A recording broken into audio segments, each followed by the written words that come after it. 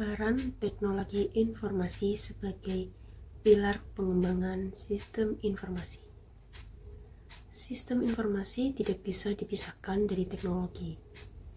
Teknologi informasi ini menjadi fondasi utama yang memungkinkan data dapat diproses menjadi informasi. Informasi ini menjadi pengetahuan, dan pengetahuan menjadi dasar pengambilan keputusan. Tanpa teknologi informasi, sistem informasi hanya sebatas rancangan tanpa mesin penggerak. Halo, perkenalkan, nama saya Gabriela Alvin. Saya dari Universitas Nasional Karangturi, Prodi Sistem Informasi Angkatan 23. Hari ini saya akan membahas topik tentang peran teknologi informasi sebagai pilar utama dalam pengembangan sistem informasi. Nah, apa itu teknologi informasi? Teknologi informasi adalah seperangkat alat, sistem dan infrastruktur yang digunakan untuk memproses, menyimpan, dan menyebarluaskan informasi. Nah, dalam konteks sistem informasi, teknologi informasi berperan sebagai tulang punggung yang memungkinkan informasi itu mengalir cepat, tepat, dan terintegrasi. Khususnya di era digital saat ini, semua sektor kehidupan mulai dari pendidikan, bisnis, hingga layanan publik sangat bergantung pada efisiensi dan kehidupan teknologi informasi. Oleh karena itu, pemahaman tentang peran teknologi informasi sangat krusial, khususnya bagi mahasiswa sistem informasi.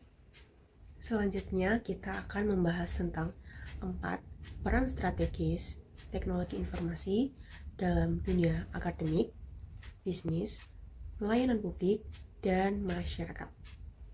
Kita mulai bahas dari bidang akademik. Yang pertama ada e-learning dan platform pembelajaran digital. Contohnya ada Google Classroom yang rata-rata masih digunakan oleh pelajar hingga saat ini ya. Yang kedua ada sistem informasi akademik atau biasa disebut dengan SIAKA. Yang ketiga ada manajemen riset dan data ilmiah.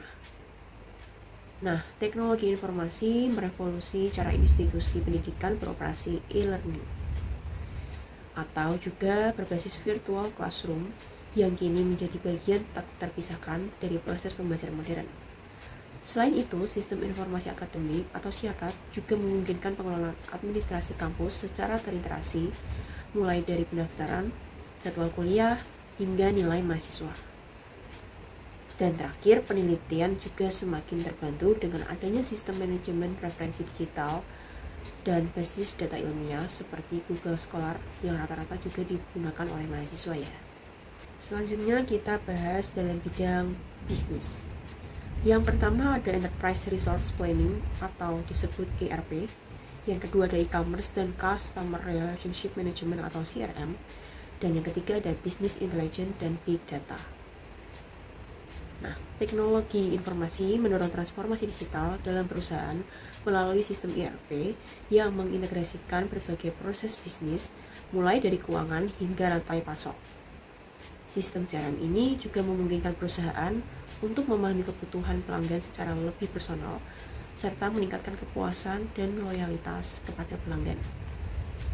Terakhir, dengan adanya Business Intelligence dan analisis Big Data, keputusan bisnis kini berbasis data, bukan hanya sekedar intuisi. Selanjutnya kita bahas dari bidang layanan publik.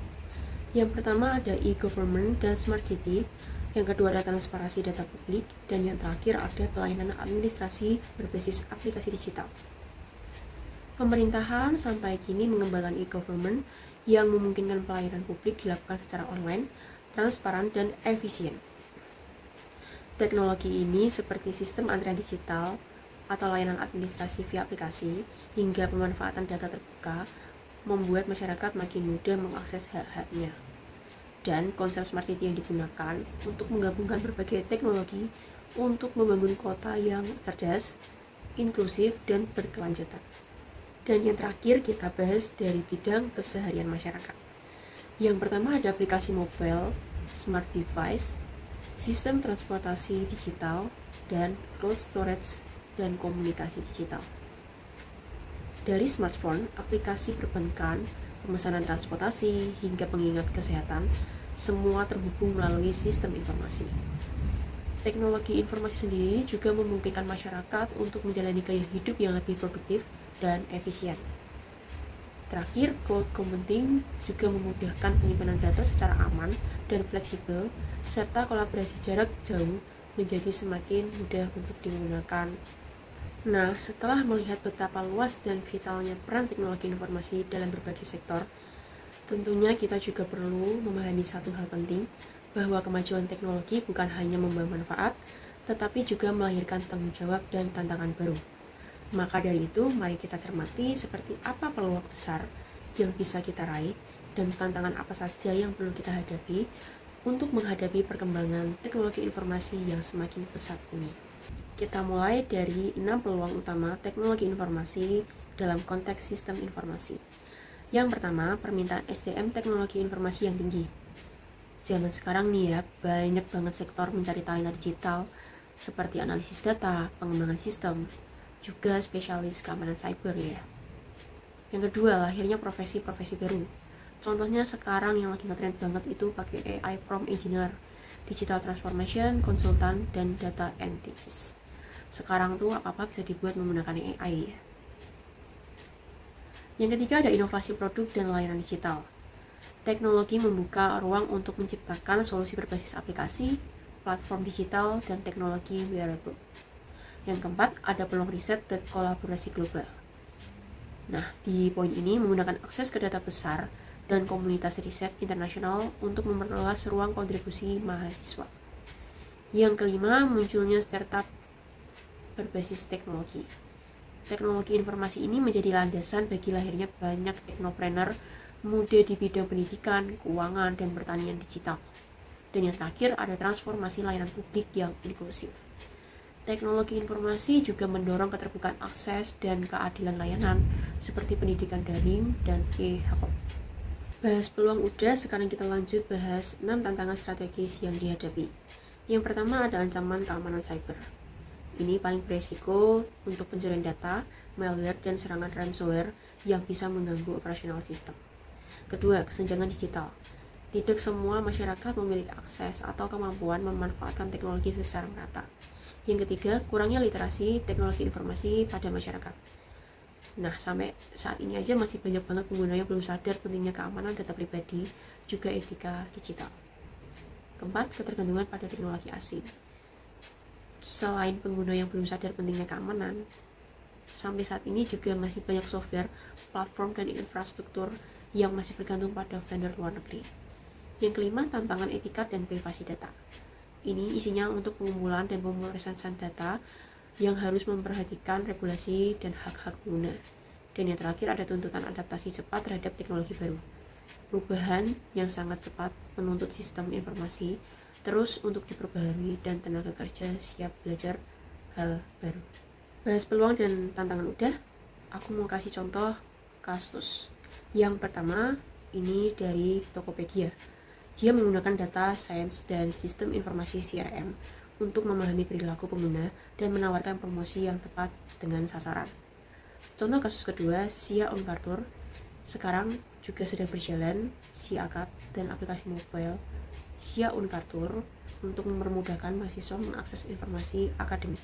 Dan contoh yang ketiga ada Pemkot Semarang dengan menggunakan aplikasi Lapor Handy untuk pelayanan aduan masyarakat secara langsung melalui smartphone serta menunjukkan e-government yang efisien. Nah, sampai di ujung pembahasan topik hari ini, kesimpulannya adalah di tengah arus transformasi digital yang kian cepat, teknologi informasi tak lagi sekedar alat bantu, tetapi telah menjadi motor penggerak utama berbasis sistem informasi di setiap aspek kehidupan, mulai dari penelitian, bisnis, pemerintahan, hingga kebutuhan sehari-hari masyarakat.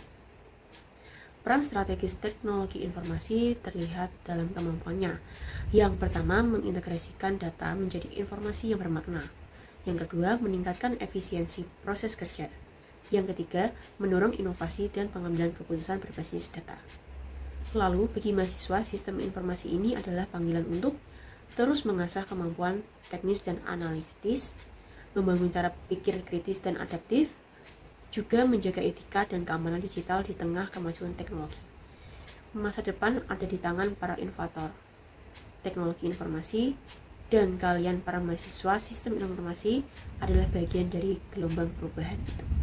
Seperti quotes Bill Gates yang artinya teknologi informasi dan bisnis semakin tak terpisahkan. Saya rasa tidak ada orang yang bisa membicarakan salah satunya secara bermakna tanpa membicarakan yang lainnya. Sekian presentasi dari saya. Mohon maaf bila ada salah pengucapan perbuatan. Sebelumnya saya mengucapkan terima kasih dan sampai jumpa.